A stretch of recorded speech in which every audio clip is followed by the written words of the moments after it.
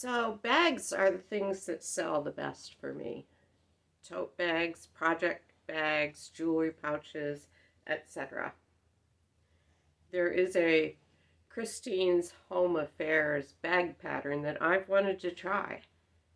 And yeah, I finally did. Had to find it, but I did. I made it exactly to her directions. I should be showing. This is Exhibit A. Made it exactly to her directions, or I tried to. I don't think mine looks quite like hers. I started out with an upholstery fabric that was fraying faster than I could sew the bag. So I abandoned that fabric and substituted this fabric and continued on. The lining no longer looks good with it, or the straps, but it's my prototype bag, so I don't care a whole lot about it. I am Cher, and I am a musician who has not one but two small businesses to keep me going. Business number one is that I sell used and rare books, and business number two is that I sew things like bags and make some beaded jewelry and journal things to sell. Duh. Anyways, this bag, which you can't see if I don't pick it up, it didn't quite get finished because I thought I'd grabbed a nylon zipper, but apparently not. Yeah, two bent needles and one broken one later. After putting that many new needles in my machine, and yeah, they're cheap, but it did get annoying.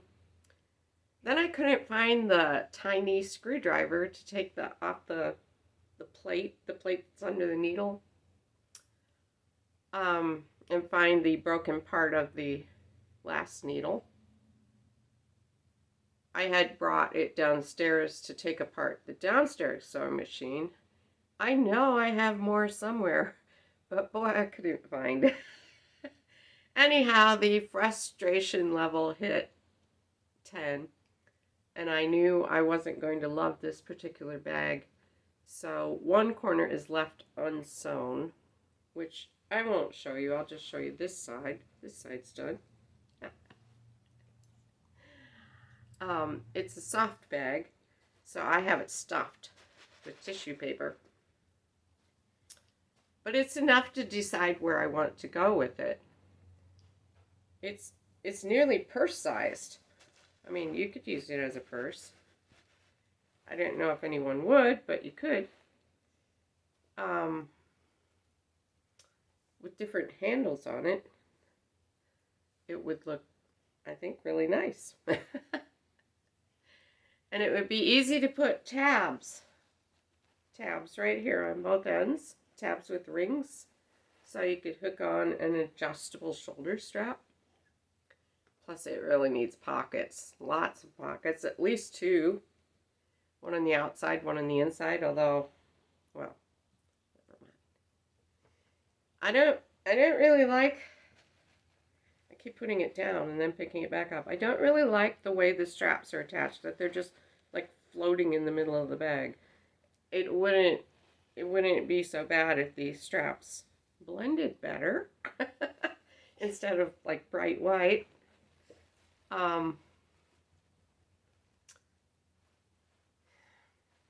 It depends so much on me being totally accurate to get them on and get everything, and that's not a good thing.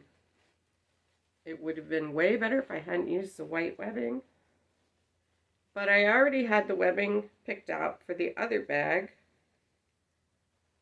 I had it all pinned on in place and everything and got ready to sew, but it's like I looked at the fraying. It's like, no, I'm not going to go on with this. And then instead of like finding new webbing, I just went with the old stuff. I have black webbing, which would look good. I have a sort of tan or butterscotch one, which would also look good. It probably would look good if I made the handles out of the bag fabric. It's thick, but I think you could work with it. I would like the boxiness to be a little wider across here.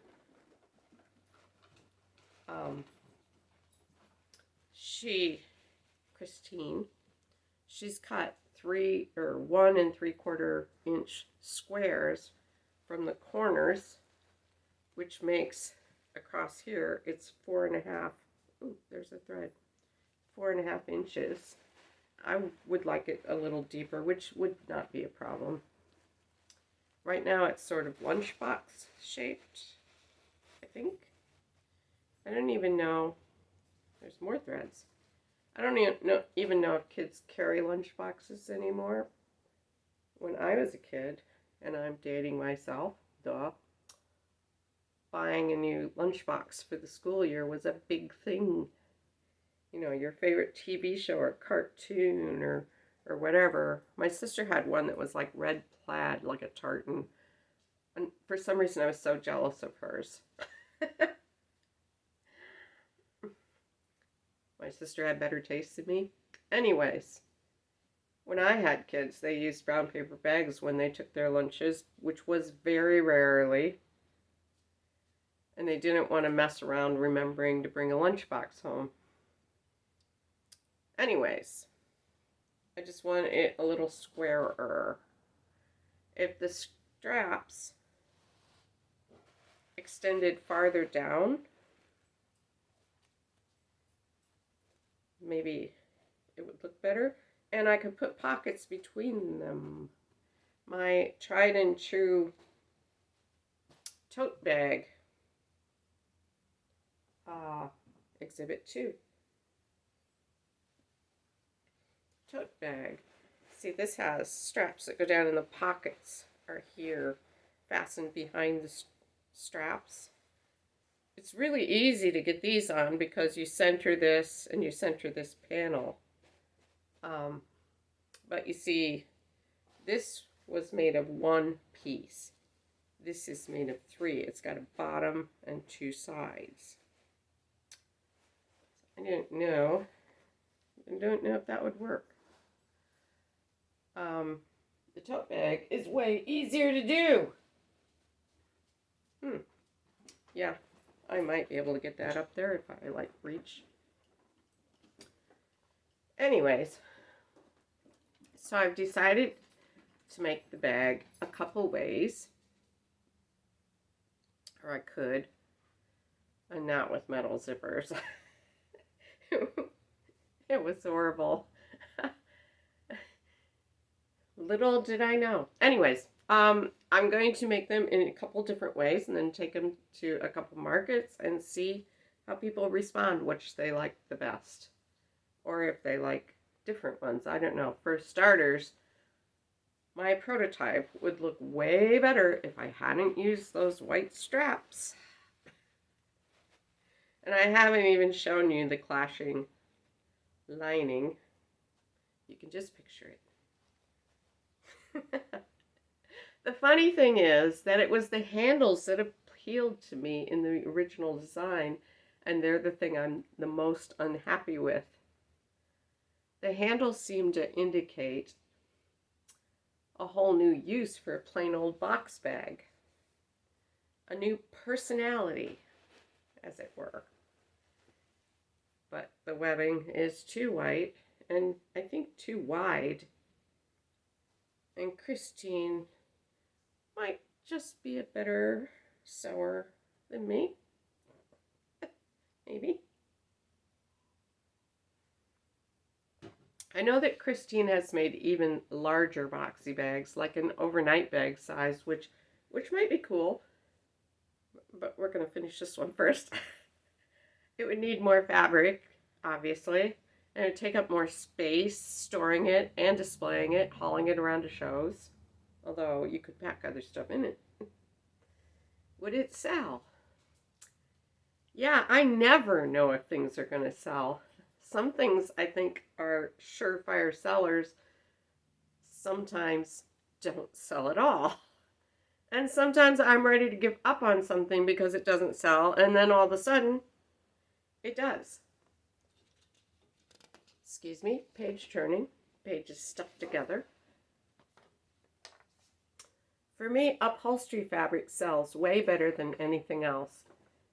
I've tried quilting with cotton like everyone else seems to do, and my people just don't care. Whoops, I just threw away the wrong page. There we go. Sorry. Yeah, anyways, my people don't care. It's all about the fabric. Seems to be, for me, they want texture. Corduroy also sells well. I could get Exhibit C, but we won't. Yeah. I buy most of my fabric used. And I look for different unusual stuff. I went to a rummage sale last week, and even though I told myself I was not going to buy any fabric, I still did. Fabric doesn't just speak to me, it jumps up and it shouts, "Take me home. I will make wonderful bags for you." I have so much fabric now, it won't fit in the sewing room anymore. I need to go through it and donate more. I wish that we had social sewing groups around here with swaps table. I'm thinking that's just a UK thing. I don't know of anybody who does it in the US, at least around here, but I'm in kind of a rural area. I would have to sit on my hands, though, not to go home with more than I brought in. Not to look at what other people bring. I still have some linen drapes that I bought when I was first thinking about trying to sew bags for a living, or for part of my living. They have a really cool design of giraffes on them, and I thought they could make gorgeous tote bags, only I could never figure out how to cut them out to make the most of the pattern. It's so big. And when I've told myself, just go for it, I have not had the guts. I only paid like $2 for the pair of drapes, but it's not the money, it's that they're so unique. Would I ever want drapes with giraffes on them in my house? Heck no. But there has to be something I can do with them. This has driven me absolutely crazy. Here it is. I went and dug it out. If I was going to talk about it, I might as well show it. It's folded over. It goes way up. Yeah.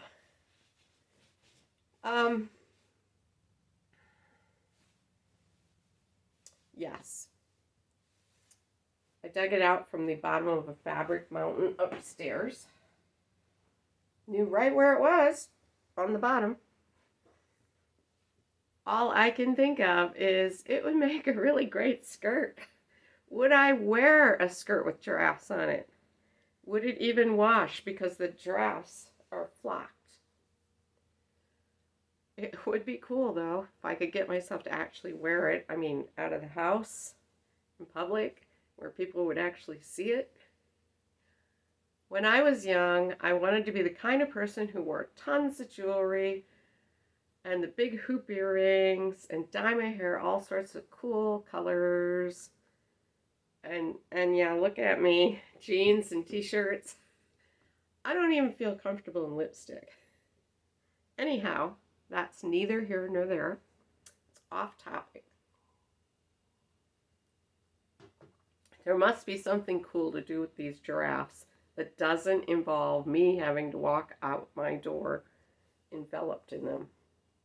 But hey, back to the boxy bag.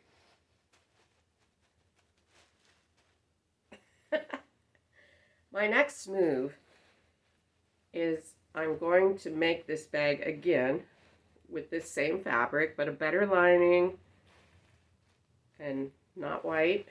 And I'm going to bring the straps down to the bottom and put pockets on it. Maybe a pocket inside. If I have 2 pockets outside and 1 pocket inside, I can handle all that. We can meet back here in a few days to see how that turns out. Once I get going, we'll think about shoulder straps and any other improvements. I have a problem of getting so many ideas that go in all sorts of different directions, and then I confuse the heck out of myself and I don't know where to start. So I'm going to keep it simple for now and just do the same thing with longer straps, pockets. I can do that. If I wanted to get more complicated, I can do that later. But if things get too complicated, I have to charge so much that no one can afford to buy it. Yeah. And, yeah, I think I forgot to say, the bag instructions is, it's a YouTube channel called Christine's Home Affairs. And the video that this is called Sew to Sell Giant Maxi Bag. Whoops. Now, I have a song picked out for you because why wouldn't I? And the giraffes can listen. At least they can't complain. This is called You Don't Know. She puts on her smile as she walks out the door. She don't let anybody know. She covers her fear with jewelry and clothes. She can't let anything show. If the cracks start to show, then she throws back her head and pretends that she's laughing at the world. If people get too close, she forces them out. She doesn't trust anybody, doesn't want to get burned. You don't know, you don't know. You can't see from the outside what's on the inside, no. You don't know, you don't know. You can't see from the outside what's on the inside, no. There's only one place where she truly feels safe, and she never wants to leave. She starts out each day with whiskey and fear. She doesn't know what to believe. If the cracks start to show, then she throws back her head and pretends that she's laughing at the world. If people get too close, she freezes them out. She doesn't trust anybody, doesn't want to get burned.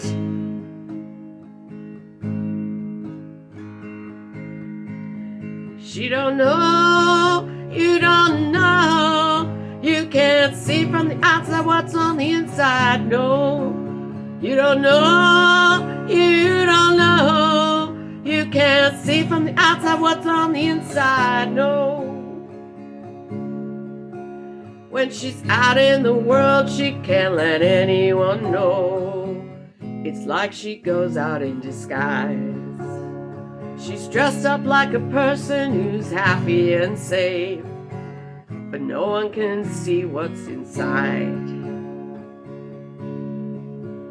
If the cracks start to show, then she throws back her head and pretends that she's laughing at the world.